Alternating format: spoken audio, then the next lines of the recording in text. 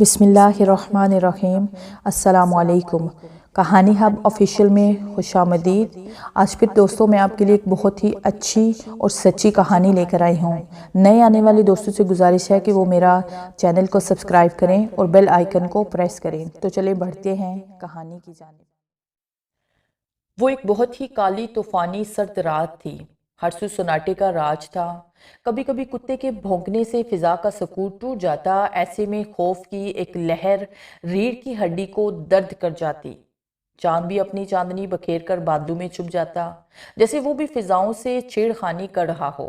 درخت ایسے لگ رہے تھے جیسے بلائیں اپنے بازو پھیلائے کھڑی ہوں۔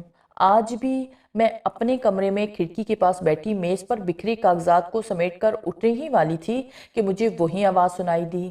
روز کی طرح آج بھی اس آواز میں وہی درد، وہی تڑپ تھی۔ میں نے چونک کر کھڑکی سے نیچے دیکھا تو مجھے وہی عورت نظر آئی۔ کالے لباس میں وہ رات کا حصہ معلوم ہو رہی تھی۔ روز کی طرح بکھرے بال، شانے سے ڈھکا ہوا آنچل ہوا کے دوش پر لہرا رہا تھا۔ ننگے پاؤں۔ اس عورت کو تو جیسے نہ تو موسم کی کوئی پرواہ تھی اور نہ ہی رات کے اندھیرے کا خوف۔ میں نے گھڑی کی طرف دیکھا تو وہ 11 بجا رہی تھی۔ سردی کے موسم میں رات کے اس وقت تو کوئی پاگل ہی گھر سے نکلتا ہوگا۔ میرا نام ڈی ایس پی تمنا ہے۔ جب سے میرا ٹرانسفر اس علاقے میں ہوا تھا تب سے لے کر آج تک کوئی دن ایسا نہیں گزرا تھا جب وہ عورت میں نے رات کے اس پہر نہ دیکھی ہو۔ پہلے پہل تو مجھے لگا کہ شاید اس کا کوئی عزیز گزر گیا ہو تو یہ روتی ہوئی جا رہی ہے کہ وہ عورت میں نے دن کے وقت کبھی نہیں دیکھی۔ اس علاقے میں آئے ہوئے مجھے کافی ٹائم ہو گیا تھا، لیکن رات کے علاوہ میں نے اس عورت کو کبھی نہیں دیکھا۔ صبح میں نے پھر سے اس کے بارے میں معلوم کرنے کا سوچا اور آ کر اپنے بستر پر سو گئی۔ رات دیر سے سونے کی وجہ سے صبح آنکھ بھی دیر سے کھلی۔ ٹائم دیکھا تو 9 ہونے والے تھے۔ میں نے ملازم سے ناشتہ لگانے کے لیے کہا اور خود جلدی سے تیار ہونے لگی۔ ناشتہ کر کے جلدی سے پولیس اسٹیشن پہنچ گئی۔ سلام میڈم، چپراسی نے کہا۔ وعلیکم السلام کرمو، جاؤ اور انسپیکٹر ہارون کو بھیجو۔ جی میڈم۔ کرمو کے جانے کے بعد میں فائل پر جھک گئی۔ اتنے میں انسپیکٹر ہارون آ گئے۔ جی میڈم، آپ نے مجھے بلایا؟ آئیے بیٹھیے، مجھے آپ سے بات کرنی ہے۔ مجھے آپ سے اس عورت کے بارے میں بات کرنی ہے۔ کچھ پتہ چلا آپ کو؟ میم، ہم نے اس کے بارے میں پتہ کرنے کی بہت کوشش کی ہے لیکن کچھ بھی پتہ نہیں چلا۔ وہ راتوں کو ہی نظر آتی ہے اور رات کے اندھیرے میں ہی گم ہو جاتی ہے۔ یہاں کے لوگوں کا کہنا ہے کہ وہ کوئی چڑیل ہے یا بدروح ہے جو صرف راتوں کو نظر آتی ہے۔ نہیں ہارون، مجھے نہیں لگتا کہ اگر وہ کوئی چڑیل یا بدروح ہے تو اب تک اس گاؤں میں کوئی بھی زندہ نہ ہوتا۔ ہو سکتا ہے وہ کوئی ستائی ہوئی عورت ہو۔ آپ گاؤں کے لوگوں سے پتہ لگانے کی کوشش کریں، باقی میں دیکھ لوں گی۔ جی بہتر، ہارون نے کہا اور جانے کی اجازت چاہی۔ ٹھیک ہے، آپ جا سکتے ہیں، میں نے کہا۔ ایک ہفتے کی محنت کے بعد بھی اس عورت کے بارے میں کچھ پتہ نہ چلا تو میں نے فیصلہ کیا کہ میں خود اس کے بارے میں پتہ کروں گی۔ رات کو میں نے کچھ ضروری سامان لیا اور اس کے آنے کا انتظار کرنے لگی۔ دور سے وہ رونے کی آواز آنے لگی تو میں چھپ گئی۔ جب وہ عورت میرے پاس سے گزری تو میں نے غور سے اسے دیکھا۔ دیکھنے میں وہ عورت بہت خوبصورت تھی، جیسے کوئی شہزادی ہو، مگر اسے دنیا جہاں کی کوئی پرواہ نہ تھی۔ وہ اپنی ہی دن میں جا رہی تھی، میں بھی اس کا پیچھا کرنے لگی۔ احتیاط کے طور پر میں نے ریوالور ہاتھ میں لے لیا۔ آج چاند اپنے جوبن پر تھا، ہر چیز چاندنی میں دھلی ہوئی نظر آ رہی تھی۔ رات کے اس پہر کسی کا پیچھا کرنا میرے ہوش اڑا رہا تھا۔ وہ عورت ایک قبرستان کے قریب رک گئی اور اس شدت سے روئی کہ مجھے لگا یہ اب زندہ نہیں بچے گی۔ میں آہستہ آہستہ اس کی طرف بڑھنے لگی۔ قبرستان کی ہولناک خاموشی میں اس کا رونا ایسے لگ رہا تھا جیسے چڑیلیں مل کر بین کر رہی ہوں۔ وہ عورت مڑی اور پھر چلنے لگی۔ اب اس کا رخ دوسری طرف واقع ویرانے کی طرف جاتے ہوئے راستے کی طرف تھا، جس کے بارے میں مشہور تھا کہ جو بھی وہاں گیا لوٹ کر واپس نہیں آیا۔ کچھ سوچ کر میں نے اسے آواز دی، سنیے، رکیے تو۔ میری آواز سن کر وہ صرف چند سیکنڈ کے لیے رکی اور پھر اپنے راستے پر چلنے لگی۔ میں نے واپس لوٹ جانا مناسب نہ سمجھا اور اس کے پیچھے ویرانے میں داخل ہو گئی۔ اچانک میرا پاؤں جھاڑیوں میں الجھ گیا۔ جب تک میں پاؤں آزاد کرتی وہ بری طرح زخمی ہو چکا تھا۔ وہ عورت مجھ سے کافی دور جا چکی تھی اور پھر نظروں سے اوجھل ہو گئی۔ جب میری نظر ارد گرد کے ماحول پر پڑی تو خوف کی ایک لہر میری ریڑھ کی ہڈی کو سرد کر گئی۔ میں ایک ایسے ویرانے میں کھڑی تھی جہاں ہر طرف ہزار رسیدہ درخت تھے، وہاں ہر چیز کا رنگ زرد تھا، زمین، درخت، گھاس، حتیٰ کہ مجھے اپنے خاتوں کا رنگ بھی زرد نظر آیا۔ جانے اس ماحول میں کیسا سحر تھا، اچانک ایک طرف سے شور اٹھا تو میں نے نظر اٹھا کر دیکھا تو خوف سے میری چیخ نکلتے ہوئے بچی۔ ایک طرف سے کچھ ڈانچے اچھلتے کودتے آ رہے تھے، ان کی آنکھوں سے زرد رنگ کی روشنی نکل رہی تھی۔ انہوں نے ایک انسان کو پکڑ رکھا تھا جو بڑی بری طرح چیخو پکار کر رہا تھا، لیکن ان ڈانچوں پر اس کی چیخو پکار کا کوئی اثر نہیں ہو رہا تھا۔ وہ اس کے جسم سے گوشت نوچ نوچ کر کھانے میں مصروف تھے۔ یہ منظر اس قدر خوفناک تھا کہ میری روح تک کام گئی۔ میں نے وہاں سے بھاگنے کی کوشش کی تو لگا میرے پاؤں میرا ساتھ چھوڑ چکے ہیں اور اسے لے کر ایک طرف چلے گئے۔ تو میں نے وہاں سے بھاگنے کا سوچا، لیکن بہت گھومنے کے بعد بھی میں چاہ کر بھی اس ویرانے سے نکلنے کا راستہ نہ ڈھونڈ پائی۔ بدقسمتی سے میں اس ویرانے میں بھٹک چکی تھی، چلتے چلتے پاؤں شل ہو چکے تھے، یہاں ہر طرف خوف کا عالم تھا۔ مجھے اپنی ہی آہٹ سے ڈر لگ رہا تھا اور ایسا لگ رہا تھا کہیں سے وہ ڈھانچے نکل آئیں گے اور میرا بھی وہی حال کریں گے جو اس انسان کا کیا۔ تھوڑی دور مجھے ایک روشنی جلتی ہوئی نظر آئی، میں اس طرف چل پڑی۔ وہ ایک ویران سی جھونپڑی تھی۔ میں نے جھونپڑی کے دروازے پر دستک دی لیکن کوئی جواب نہ ملا۔ میں نے پھر سے زور سے دستک دی، کوئی ہے؟ دروازہ کھولو۔ تھوڑی دیر بعد مجھے قدموں کی آواز سنائی دی۔ ایک بوڑھی عورت نے دروازہ کھولا اور غصے سے بولی، کیا ہے؟ اس عورت کی آواز میں اتنی دہشت تھی کہ میں ڈر گئی۔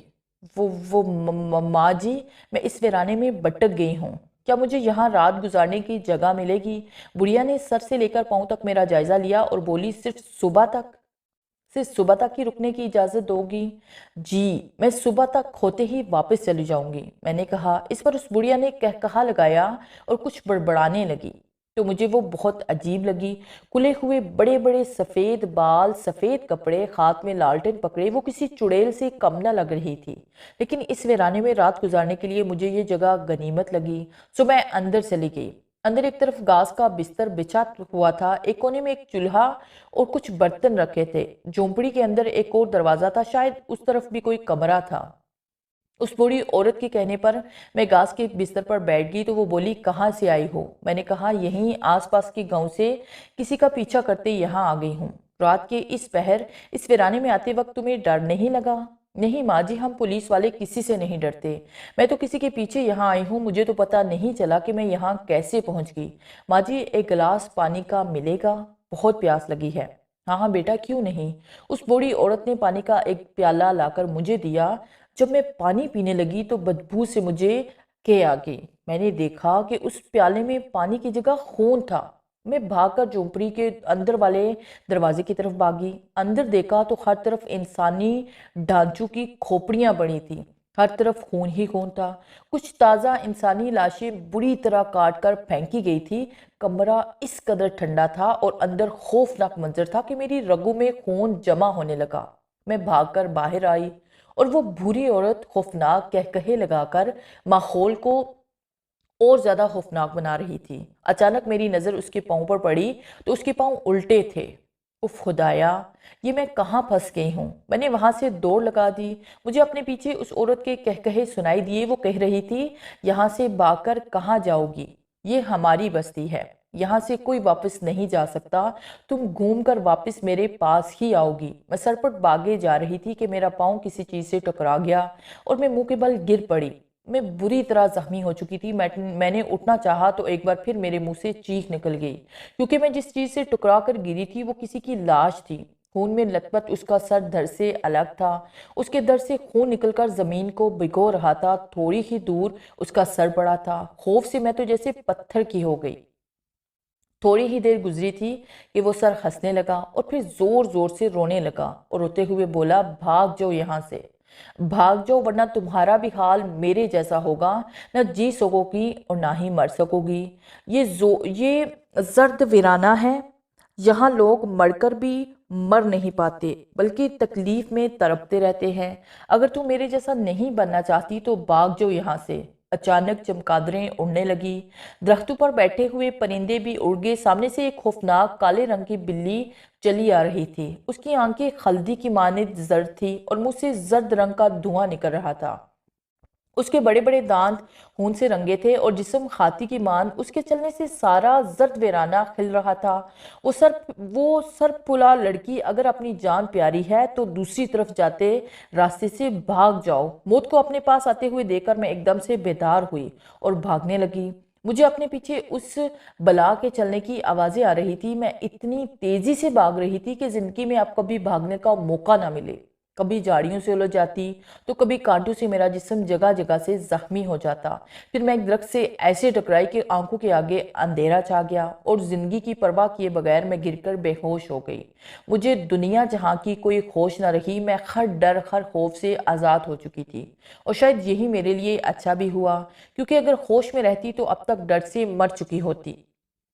جب ہوش آیا تو میں نے خود کو ایک کمرے میں پایا۔ وہ کوئی پرانی طرز کا بنا ہوا کمرہ تھا لیکن ابھی تک بالکل ٹھیک حالت میں تھا۔ کمرے میں رکھے ہوئے پرانی طرز کے سامان سے ایسے لگ رہا تھا جیسے کسی زمانے میں یہ کسی کا محل کا کوئی کمرہ ہو۔ میرا سر بھاری بھاری لگ رہا تھا۔ سر پر پٹی بندھی ہوئی تھی، جسم پر بھی جگہ جگہ مرہم پٹیاں کی ہوئی تھی۔ اچانک میری آنکھوں میں اس ویرانے کا منظر گھوم گیا تو دل بری طرح دھڑک اٹھا۔ دل میں آیا کہ کہیں میں کسی چڑیل کے قبضے میں تو نہیں، لیکن اگر کوئی چڑیل ہوتی تو مجھے ایسے نہ بچاتی۔ میں نے گھر کے مکین کا شکریہ ادا کرنے کا سوچا اور باہر آ گئی۔ وہ تو واقعی کسی بادشاہ کا محل تھا۔ بے شک وہ پرانی طرز کا بنا ہوا تھا لیکن آج بھی بہت خوبصورت تھا۔ میں مختلف کمروں سے ہوتی ہوئی راہداری میں آ گئی۔ ہر کمرے کی سجاوٹ بہت ہی اعلیٰ تھی۔ ایک کمرے کے سامنے جا کر میرے قدم خود بخود رک گئے اور نظر دیوار پر لٹکتی ہوئی اس تصویر پر ٹھہر گئی۔ یہ تو وہی عورت تھی جس کا پیچھا کرتی ہوئی میں اس ویرانے میں پہنچی تھی۔ وہ واقعی کوئی شہزادی تھی۔ اتنی خوبصورت تھی وہ، سر پر موتیوں کا چھوٹا سا تاج، بڑی بڑی سرمئی آنکھیں، ستواں ناک، خوبصورت ہونٹ، خوبصورت سیاہ گھنے بال۔ وہ کسی شہزادی سے ہرگز کم نہ تھی۔ اس کمرے سے نکل کر میں پھر راہداری میں آ گئی اور پکارنے لگی، کوئی ہے تو پلیز سامنے آؤ۔ لیکن میری آواز سارے گھر میں گونج کر مجھے ہی سنائی دے رہی تھی۔ اپنی بے بسی پر رونا آ رہا تھا۔ میں ایک دیوار کے ساتھ ٹیک لگا کر بیٹھ گئی اور خدا سے دعائیں مانگنے لگی کہ میرے مولا مجھے اس مشکل سے نکال، میری مشکلیں آسان کر، میرے گناہ بخش دے، مجھے یہاں سے نکال۔ تبھی آخر پر میں نے مڑ کر دیکھا تو وہی عورت کھڑی تھی۔ وہ مجھ سے مخاطب ہوئی، اب طبیعت کیسی ہے؟ جی میں ٹھیک ہوں۔ میں یہاں کیسے آئی؟ اس نے کوئی جواب نہ دیا، بس میرا ہاتھ تھام کر ایک کمرے میں لے آئی، مجھے بٹھا کر خود باہر چلی گئی۔ تھوڑی دیر بعد آئی تو اس کے ہاتھ میں کھانے کی ٹرے تھی۔ اس نے ٹرے میز پر رکھی اور بولی، آپ پوچھو کیا پوچھنا چاہتی ہو؟ اس کی طرح اس کی آواز بھی بہت خوبصورت تھی۔ میں یہاں کیسے آئی ہوں؟ آپ کون ہیں اور یہ جگہ کون سی ہے؟ میں نے کئی سوال ایک ساتھ کر ڈالے۔ اس نے نوالا توڑ کر میرے منہ میں ڈالا کیونکہ میرے ہاتھ زخمی تھے۔ پھر وہ بولی، اس ویرانے سے میں تمہیں اٹھا کر لائی ہوں، تمہیں 2 دن بعد ہوش آیا ہے۔ پھر اس نے میرے گلے میں پڑے ہوئے لاکٹ کی طرف اشارہ کیا اور کہا، اگر یہ تمہارے گلے میں نہ ہوتا تو شاید تم آج زندہ نہ ہوتی۔ میں نے دیکھا تو بے اختیار اس لاکٹ کو چوم لیا۔ اس پر آیت الکرسی لکھی ہوئی تھی۔ وہ میرے بابا نے مجھے دیتے وقت کہا تھا کہ یہ ہمیشہ تمہاری حفاظت کرے گا۔ تو پھر مخاطب ہوئی، میرا نام شانزے ہے اور میں کوکاف کی ایک ریاست کی شہزادی ہوں اور تم میرے محل میں ہو۔ مطلب میں کوکاف میں ہوں؟ میں نے کہا، نہیں، یہاں زمین پر ہم نے یہ محل بنا رکھا ہے، ہماری اپنی ایک ریاست تھی۔ میں نے اس سے پوچھا کہ وہ رات کو گاؤں کی گلیوں میں روتی ہوئی کیوں پھرتی ہے؟ تو اس نے کہا، یہ ایک بہت ہی دکھ بھری میری بربادی کی کہانی ہے۔ میں تمہاری طرح انسان نہیں ہوں بلکہ ایک جن زادی ہوں۔ میرے بابا امان جادوگر بہت ہی رحم دل اور نیک جن تھے۔ وہ جن ہونے کے ساتھ ساتھ ایک جادوگر بھی تھے، طاقت کے ساتھ۔ اگر ہر چیز کا علم بھی ہو تو سونے پہ سہاگا۔ ہماری بستی کے سب لوگ بابا سے بہت خوش تھے۔ ہم 2 بہن بھائی تھے۔ بستی میں سب طرف خوشحالی تھی۔ ساری بستی میں پھولوں کلیوں کا راج تھا، ہر طرف ہریالی ہی ہریالی تھی۔ سب بہت خوش تھے۔ ہمارا محل سفید رنگ کا تھا، جیسے گلاب کے سرخ پھولوں نے چاروں طرف سے گھیر رکھا ہو۔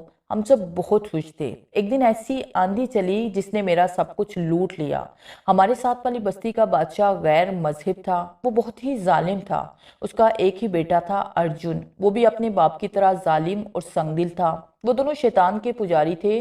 وہ انسانوں کی بلی دے کر شیطان کو خوش کرتے اور شیطانی شکتی حاصل کرتے۔ میرا بھائی حارث اور بابا انسانوں سے بہت پیار کرتے تھے اور ان دونوں کے ستم سے انسانوں کو بچانا چاہتے تھے۔ ایک رات بابا کو اپنے علم سے معلوم ہوا کہ ارجن بے گناہ انسانوں کی بلی دے کر ایک ایسی شکتی حاصل کرے گا جس سے وہ تمام دنیا پر راج کرے گا اور اسے کوئی ہرا نہیں سکے گا۔ بابا نے حارث سے کہا کہ بیٹا، اگر ارجن کو نہ روکا گیا تو وہ دنیا پر تباہی بن کر برسے گا اور اسے کوئی نہیں روک سکے گا۔ بابا، میں اس کو روکوں گا، میں اسے ایسے بے گناہ انسانوں کا خون نہیں کرنے دوں گا۔ حارث نے کہا اور بابا سے اجازت لے کر چلا گیا۔ ارجن ایک بڑے سے بت کے آگے دوزانوں بیٹھا ہوا کوئی منتر پڑھ رہا تھا۔ بت کی آنکھیں انگاروں کی طرح لال تھی، دو دانت باہر کی طرف نکلے ہوئے تھے۔ آج بھی بت کے قدموں میں ایک انسان بے ہوش پڑا تھا۔ ارجن نے ایک تیز چاقو اٹھایا اور اس انسان کی طرف بڑھنے لگا۔ رک جاؤ ارجن، حارث نے اسے پکارا، تم نے میری پوجا میں بھنگ ڈالی ہے، میں تمہیں زندہ نہیں چھوڑوں گا۔ اس کی آنکھیں شعلے برسا رہی تھی۔ پھر دونوں میں زبردست جنگ ہوئی اور پھر حارث کے ایک ہی وار سے ارجن کے جسم کو آگ لگ گئی اور وہ بری طرح جلنے لگا۔ حارث واپس آ گیا اور اس انسان کو واپس انسانی دنیا میں بھیج دیا۔ ارجن کے باپ کو جب بیٹے کی موت کی خبر ملی تو اس نے ہماری بربادی کی کہانی لکھنی شروع کر دی۔ جانے اس نے شہنشاہ کوکاف کو ہمارے خلاف کیا کہا کہ شہنشاہ کوکاف نے سزا کے طور پر ہمیں ہی انسانی دنیا میں بھیج دیا۔ ہم انسانی دنیا میں آ گئے اور رہنے کے لیے ایک ایسی جگہ کا انتخاب کیا جہاں کوئی آتا نہ جاتا تھا۔ یہ ایک ویران جگہ تھی، کچھ کھنڈرات تھے۔ بابا نے جادو سے یہاں ہی اپنا محل بنا لیا، ہم یہاں آباد ہو گئے۔ لیکن ارجن کے باپ نے یہاں بھی ہمارا پیچھا نہ چھوڑا اور اس نے اس زرد ویرانے میں اپنے طلسم چھوڑ دیے جنہوں نے ہمارا جینا دھوبر کر دیا۔ پھر ایک دن حارث گھر سے ایسا غائب ہوا کہ اس کی لاش ہی گھر آئی۔ بابا حارث کی موت سے ٹوٹ سے گئے۔ پھر رو دو کر ہم نے حارث کو دفن کیا۔ ہم مسلمان جن زادے تھے، اس لیے ہم اپنی حدوں میں رہنا جانتے تھے، لیکن ارجن اور اس کا باپ غیر مذہب تھے، اس لیے انہیں حدیں توڑنا آتا تھا اور یہ انہوں نے ثابت کر دیا تھا۔ انہوں نے بابا کو کہا میری شادی اس سے کر دیں ورنہ وہ ہمیں برباد کر دے گا۔ وہ مجھ سے شادی کر کے شیطانی شکتی حاصل کرنا چاہتا تھا۔ بابا غصے میں آ گئے اور اس سے کہہ دیا کہ یہ کبھی ممکن نہیں ہوگا۔ اس نے ہمیں ہر طرح سے ڈرانا دھمکانا شروع کر دیا۔ اس نے ہماری بستی کے لوگوں کو مارنا شروع کر دیا۔ مختصر یہ کہ اس نے ہمارے لوگوں کو مار کر ہماری آدھی طاقت کو ختم کر دیا۔ ہم اکیلے اس کی شیطانی شکتی کا مقابلہ نہیں کر سکتے تھے کیونکہ اس نے بے انتہا شیطانی طاقتیں حاصل کر لی تھی، کیونکہ ہم اکیلے ہو گئے تھے۔ پھر ایک دن مجھے ایک بزرگ ملے، میں نے ان سے مدد کی درخواست کی۔ انہوں نے کہا کہ تمہاری مدد ایک ایسی لڑکی کرے گی جو چاند کی 14 تاریخ کو پیدا ہوئی ہو۔ اس کے دائیں بازو پر ایک ایسا نشان ہوگا جس سے ساری شیطانی طاقتیں ڈرتی ہوں، بس اسے وہ نشان حاصل کرنا ہوگا۔ بابا، میں آپ کا مطلب نہیں سمجھی۔ مطلب یہ کہ اسے ایک منتر کا چاپ کر کے اس نشان کا ایک ہتھیار حاصل کرنا ہوگا۔ بابا، وہ مجھے لڑکی کہاں ملے گی؟ وہ لڑکی چاند کی 14 تاریخ کو ہی تمہیں ملے گی، لیکن کب، اس کے بارے میں نہیں بتا سکتا۔ ہاں، یہ مالا لے لو، جب بھی تمہیں وہ لڑکی مل جائے تم اسے چوم لینا، میں آ جاؤں گا۔ اب تم جاؤ اور یہ مالا گلے میں پہن لو، یہ تمہاری حفاظت کرے گی۔ گھر آ کر میں نے بابا کو تمام بات بتائی تو وہ بہت خوش ہوئے۔ اسی دن سے میں نے بھی اپنی طاقتیں بڑھانا شروع کر دی۔ ایک دن پھر وہ شیطان آ گیا اور اس نے پھر ہمیں تنگ کرنا شروع کر دیا۔ ایک دن میں گھوم کر جب واپس اپنے محل میں آئی تو ہر طرف موت کا راج تھا۔ ہمارے ساتھ رہنے والے سب مارے جا چکے تھے۔ میں دوڑ کر بابا کے کمرے میں گئی، لیکن وہاں بھی سب کچھ ختم ہو چکا تھا۔ میری چیخوں سے سارا محل گونج اٹھا کیونکہ اس ظالم نے میرے بابا کو بھیانک موت مارا تھا اور خود میرے سامنے کھڑا مسکرا رہا تھا۔ میں نے تم سب کو برباد کر دیا، اب تمہاری باری ہے۔ میں غصے سے چلا اٹھی، میں تمہیں زندہ نہیں چھوڑوں گی۔ تم نے میرے بابا کو مارا ہے، میں تمہاری موت بن کر تم پر برسوں گی۔ اس پر اس نے کہا لگایا، تم مجھے مارو گی؟ اس سے پہلے ہی میں تمہیں ختم کر دوں گا۔ یہ کہتے ہی اس نے کچھ پڑھ کر میری طرف پھونک ماری جو شعلہ سا بن کر میری طرف بڑھا، لیکن مجھ سے ٹکرا کر اس شیطان کو جا لگی۔ وہ زور زور سے چیخنے لگا، تو مجھے مارے گا؟ تو تو مجھے چھو بھی نہیں پائے گا۔ خدا کی طاقت سے بڑی اس دنیا میں کوئی طاقت نہیں ہے۔ تو نے ہم پر بہت ظلم کیے ہیں، اب تیری باری ہے۔ اس پر اس نے کہا کہ اگر میں تمہیں نہیں مار سکتا تو کیا ہوا؟ میں تمہیں چین سے جینے بھی نہیں دوں گا۔ میں تمہیں شراب دیتا ہوں کہ تم راتوں کو گاؤں کی گلیوں میں روتی تڑپتی پھرو گی، تم سب پر ظاہر ہو جاؤ گی، سب تمہیں دیکھ سکیں گے، وہ تمہیں چڑیل سمجھ کر ماریں گے اور کوئی تمہاری مدد کرنے والا نہ ہوگا۔ پھر اس نے جانے کیا طلسم پڑھ کر پھونکا کہ ایک پل کے لیے میں سکتے میں آ گئی۔ اس پر اس نے پاؤں زمین پر مارا اور غائب ہو گیا۔ اب ہر روز رات کو جانے میں کس طلسم کے سحر میں گاؤں کی گلیوں میں روتی تڑپتی پھرتی ہوں۔ لوگوں نے مجھے مارنے کی کوشش کی لیکن اس مالا نے میری حفاظت کی۔ وہ اپنی کہانی سنا کر خاموش ہو گئی۔ تو میں نے کہا شانزے آپ کو وہ لڑکی نہیں ملی؟ تو اس نے کہا کہ تم ہی ہو وہ لڑکی، تمہارے بازو پر پٹی کرتے وقت مجھے وہ نشان ملا ہے۔ میں؟ ہاں تمنا، تم ہی میری مدد کر سکتی ہو اس اذیت بری زندگی سے اور اس شیطان سے اپنوں کی موت کا بدلہ لینے میں۔ پھر شانزے نے اس مالا کو بڑی عقیدت سے چوم لیا۔ تھوڑی دیر بعد ایک بزرگ آتے ہوئے دکھائی دیے، سفید لباس، سفید داڑھی اور چہرے سے مانو نور برس رہا تھا۔ ہمارے پاس آ کر بولے شانزے بیٹا، تمہاری تلاش ختم ہوئی، اب تم ان ظالم سے اپنا بدلہ لے سکتی ہو۔ بابا اس کے لیے ہمیں کیا کرنا ہوگا؟ شانزے نے کہا اس کے لیے تمنا صرف ایک رات اس ویرانے میں بیٹھ کر ایک منتر پڑھنا ہوگا، تب ہی وہ نشان والا ہتھیار حاصل ہوگا جس سے وہ شیطان مر سکے گا۔ نہیں، میں اب اس ویرانے میں نہیں جاؤں گی، میں نے کہا تو بزرگ بولے بیٹا اگر تمہاری وجہ سے کوئی اپنوں کی موت کا بدلہ لے لے، کوئی اذیت بری زندگی سے چھٹکارا حاصل کر لے، اور سب سے بڑی بات اگر تمہاری وجہ سے اس شیطان کا خاتمہ ہو گیا تو یہ انسانیت پر تمہارا بہت بڑا احسان ہوگا، کیونکہ اس نے انسانوں کا جینا حرام کر رکھا ہے۔ ہر روز کوئی نہ کوئی انسان اس کے ہاتھوں مارا جاتا ہے۔ بابا آپ بتائیں، میں تیار ہوں۔ ویسے بھی زندگی نے ایسا نیک کام کرنے کا موقع دیا ہے جو ہر کسی کو نصیب نہیں ہوتا۔ میں تو خوش نصیب ہوں۔ بابا نے اپنا شفقت بھرا ہاتھ میرے سر پر رکھا تو جیسے میرے اندر توانائی سی بھر گئی ہو۔ میرے سارے زخم ایک بار میں ٹھیک ہو گئے، میرا جسم جیسے نور کی روشنی میں ڈھل گیا ہو۔ پھر بزرگ بابا نے مجھے وہ منتر یاد کروایا اور کہا شام ہوتے ہی ہم ویرانے میں چلیں گے۔ شام کو ہم اس ویرانے میں پہنچ گئے تو بابا نے ایک جگہ ایک دائرہ لگایا اور کہا کہ تم اس دائرے کے اندر بیٹھ جاؤ اور جب تک صبح کی پہلی کرن نظر نہ آئے اس سے باہر نہ آنا، چاہے کچھ بھی ہو جائے، باہر کبھی مت آنا ورنہ ماری جاؤ گے۔ پھر اس شیطان کا مرنا بھی ناممکن ہوگا کیونکہ اس نشان والا انسان صدیوں بعد پیدا ہوتا ہے۔ ٹھیک ہے بابا، میں باہر نہیں آؤں گی۔ اس شیطان کو ایک دن بھی اور جینے کی مہلت نہیں دینی چاہیے۔ جب تمہیں صبح کی پہلی کرن نظر آئے تو اسی منتر کو بلند آواز میں پڑھنا، تو یہ جو تمہارے بازو پر نشان ہے ایسا ہی ہتھیار تمہیں مل جائے گا، تب تک ہم بھی آ جائیں گے، لیکن تم دائرے سے باہر آنے کی غلطی مت کرنا۔ جی بابا ٹھیک ہے، میں نے کہا اور دائرے کے اندر بیٹھ گئی۔ سب سے پہلے خدا سے اپنی کامیابی کی دعا مانگی اور پھر منتر پڑھنا شروع ہو گئے۔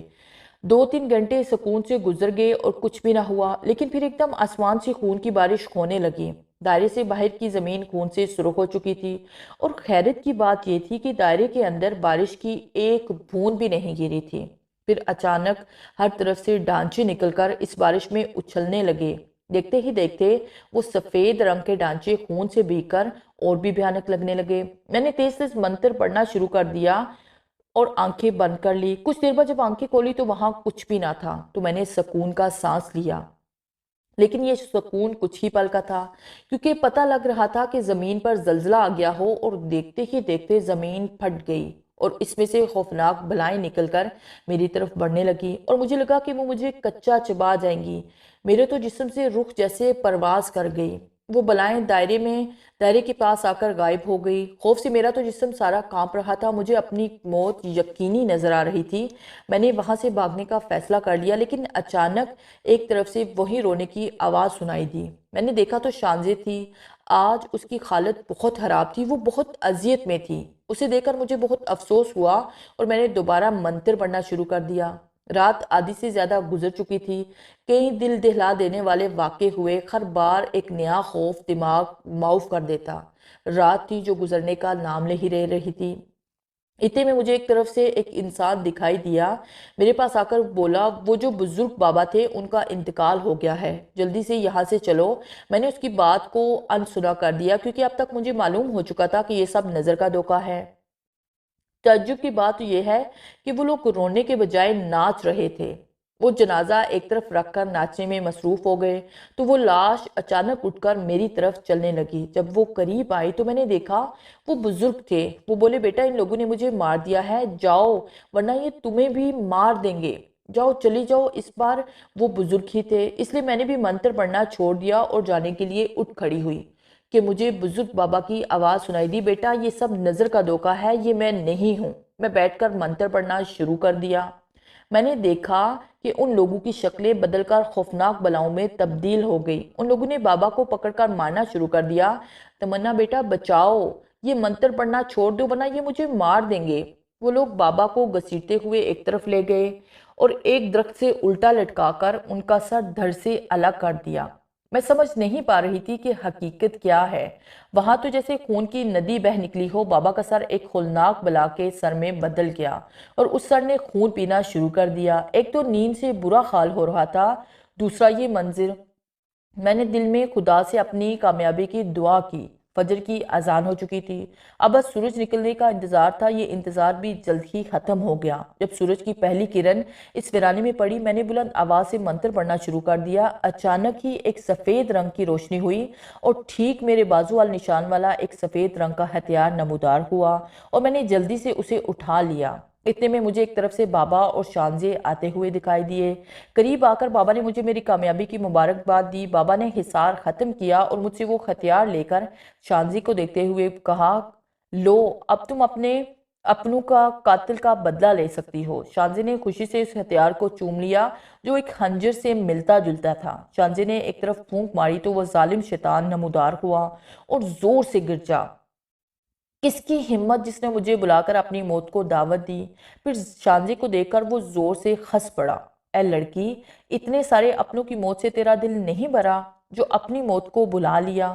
موت میری نہیں بلکہ تو خود اپنی موت کے پاس آیا ہے، شانزی نے کہا اور اس ظالم کے سینے میں وہ نشان والا خنجر اتار دیا۔ اس شیطان کے سینے میں سفید روشنی سی بھر گئی اور وہ بری طرح تڑپنے لگا۔ اس کی چیخوں سے سارا ویرانہ گونج اٹھا۔ آج برائی پر اچھائی نے جیت حاصل کر لی تھی۔ اس نے ہزاروں بے گناہ انسانوں کا خون کیا تھا اور اب وہ اپنے کیے کی سزا بھگت رہا تھا۔ دیکھتے ہی دیکھتے اس کے جسم کو آگ نے اپنی لپیٹ میں لے لیا اور پھر وہ جل کر ختم ہو گیا اور اس کی راکھ ہوا لے کر اڑ گئی۔ اس کے مرتے ہی وہ ویرانہ سرسبز شاداب وادی میں بدل گیا۔ شانزی بہت خوش نظر آ رہی تھی، جیسے برسوں بعد اس نے سکون کا سانس لیا ہو۔ پھر وہ مجھ سے مخاطب ہوئی، تمنا آج تمہاری وجہ سے میں نے اپنوں کی موت کا بدلہ لیا اور اس اذیت بری زندگی سے چھٹکارا حاصل کر لیا ہے۔ میں تمہارا احسان زندگی بھر نہیں بھولوں گی۔ اگر تمہیں کبھی بھی میری ضرورت پڑے تو اس انگوٹھی کو چوم لینا، میں حاضر ہو جاؤں گی۔ اس نے ایک انگوٹھی میری طرف بڑھاتے ہوئے کہا۔ بابا نے ہم دونوں کے سر پر شفقت بڑا ہاتھ پھیرا، پھر دعا دی اور چلتے ہوئے نظروں سے اوجھل ہو گئے۔ شانزی بولی، اب میں تمہیں تمہارے گھر چھوڑ دیتی ہوں، تم اپنی آنکھیں بند کر لو۔ میں نے آنکھیں بند کر لی اور پھر جب آنکھیں کھولی تو میں اپنے گھر تھی۔ پھر شانزی نے مجھ سے اجازت چاہی، وہ مجھ سے گلے ملی اور پھر اچانک میری آنکھوں کے سامنے سے غائب ہو گئی۔ اب راتوں کو گاؤں کی گلیوں میں کوئی نہیں روتا تھا۔ اس واقعے کو تقریباً 2 سال گزر چکے ہیں۔ شانزی اور میں اب اچھی سہیلیاں ہیں۔ وہ اب بھی ہر روز مجھ سے ملنے رات کو آتی ہے، لیکن روتی ہوئی نہیں بلکہ خستی